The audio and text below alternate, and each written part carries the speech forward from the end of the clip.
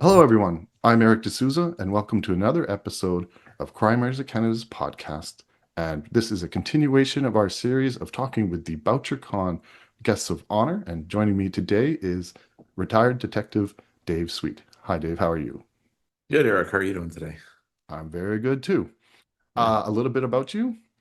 With 25 years of policing experience, retired detective Dave Sweet has investigated some of Canada's most heinous crimes. Over his career, Dave's worked as a patrol and undercover police officer and has led task force targeting gangs and organizing crime groups operating in Calgary. In 2009, Dave joined the ranks of the Homicide Unit, where he spent 14 and a half years specializing in homicide, missing persons, and suspicious death investigations. Several of Dave's most known cases have been featured in documentaries including the CBC's Detectives, Global Television's Crime Beat, Investigative Discovery's Murders Board, and Netflix's Unsolved Mysteries.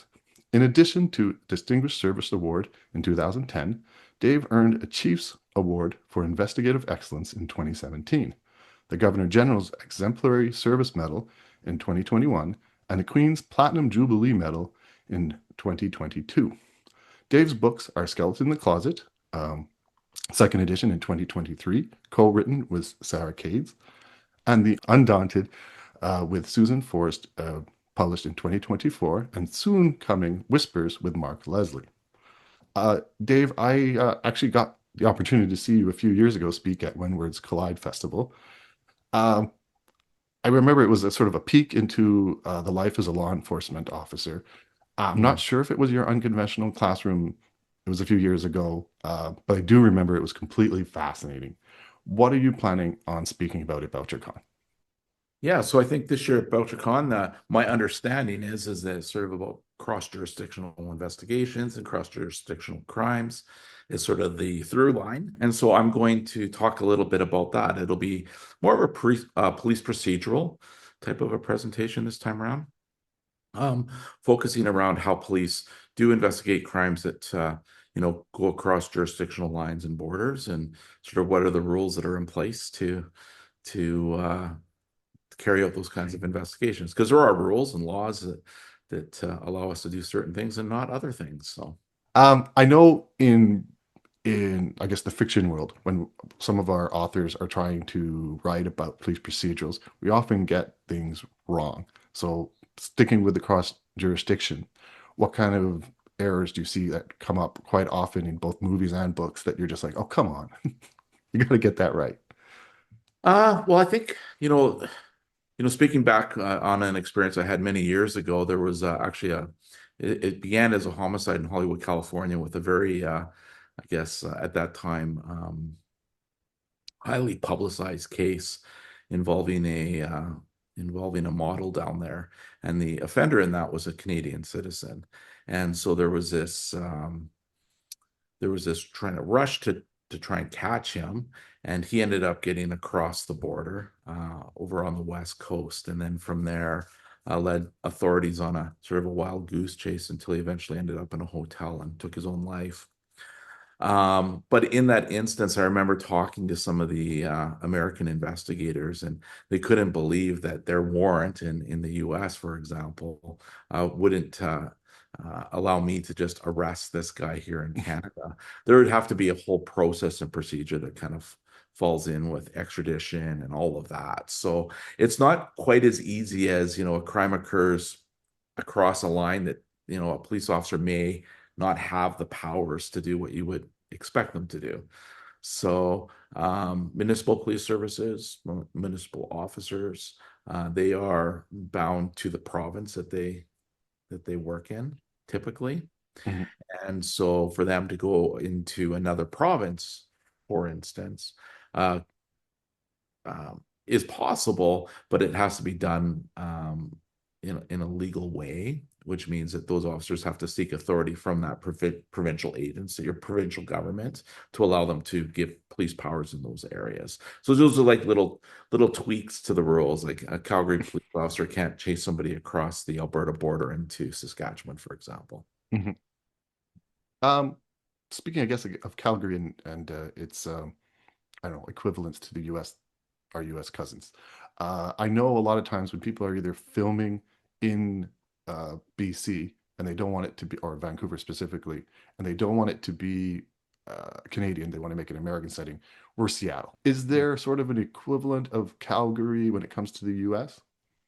So I think, I mean, this could be up for debate, but I think the province is often compared to sort of the Texas of the Texas of the North.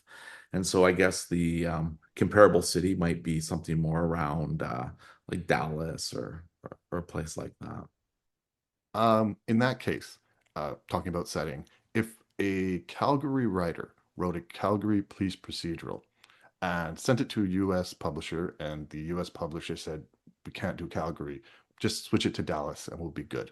We'll uh, we'll publish your novel, just change it to Dallas." Is it as easy as cutting and pasting, Calgary for Dallas, or would it have to be rewritten, or is it almost impossible to make a Calgary story a Dallas story? Uh, Probably right in the middle there. So because you're dealing with two different countries, you have two different types of laws. In the United States, they refer to things as felonies and misdemeanors. Up here, we talk about them as summary or indictable. Um, there's and there's different rules around like how punishment is doled out. I don't know if Texas is a state that still say executes their offenders or they're convicted. But certainly in Canada, we don't do that. So there might be have to be more than a few tweaks just around the areas of law and the way terms are used and referenced. In terms of a setting itself, if you were to take Calgary in the summer, I'm sure you could probably replace it. But of course, our winters look a lot different than a Dallas winter does. So but I think the attitudes of the people, um, the characters, the kind of their backgrounds, the way they maybe view the world would be very might be similar or consistent across both borders. I'm in BC, although we're close to each other. We have different weather systems. And you mentioned the Calgary winter. Bouchercon's in October. Should I be bringing a snow jacket or am I okay? No, I think you should probably plan for the weather. I think that if you're coming to Calgary in October, we have some beautiful Octobers here that can extend well past Halloween, and kids don't have to be in jackets, but often we get a Halloween with kids in jackets, for example. That would be my sort of my starting point there when I think about Octobers and Calgary is around Halloween. But I think this year actually it sounds like we might have a quite a mild fall. And so it might be just a light jacket kind of fall. That would be amazing if it was, but you should plan for the weather and have something a little bit warmer or pack an extra sweater or two. Definitely. I know from what I understand, you're like a lifelong Calgarian. When the world comes to Calgary, what should they not miss and what should they expect? Well, I mean, Calgary itself offers a whole variety of awesome dining experiences down in the core where Bouchercon will be set up. I think you'll have a whole bunch of different things that people can go and see, parks to visit, that kind of thing. Mhm. But it would be just outside of the city, about an hour away is Banff.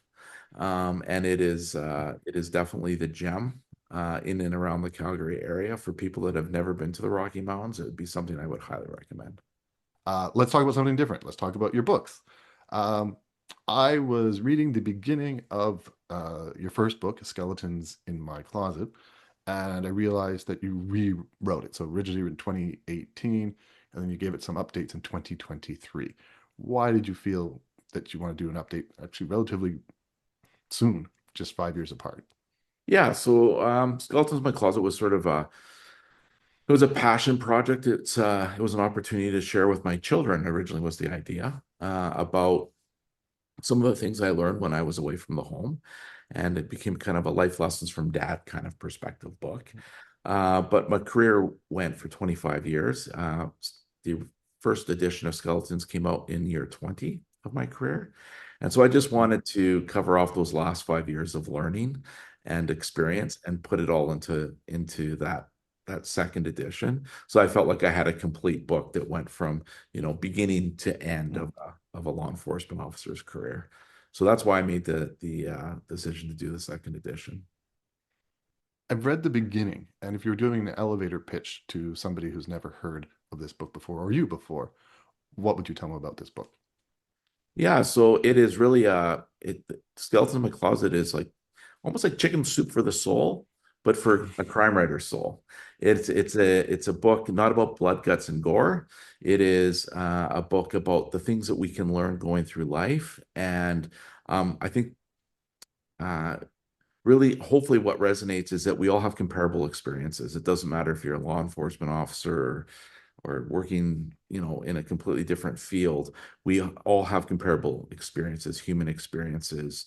And what I'm trying to do is sort of bridge that gap between what we think the police are and what the general public are. You'll see that there's a lot more, we're a lot more intertwined than one might think. Another thing I noticed that in your three books, including the one that's coming up, you always co-author it with somebody else. Is there a reason why you like to work with and always somebody different too? I know writing is usually a solitary affair, but you're making it a partnered affair. Yeah, so I actually feel more comfortable just having a co-author. I mean, my background is in policing. I was in policing for 25 years. Part of it's a confidence piece probably for me. But the there's another real advantage to co-authoring books with somebody. Um, through my career, my ability to know what's socially right or socially wrong to talk about sometimes has been a little bit skewed.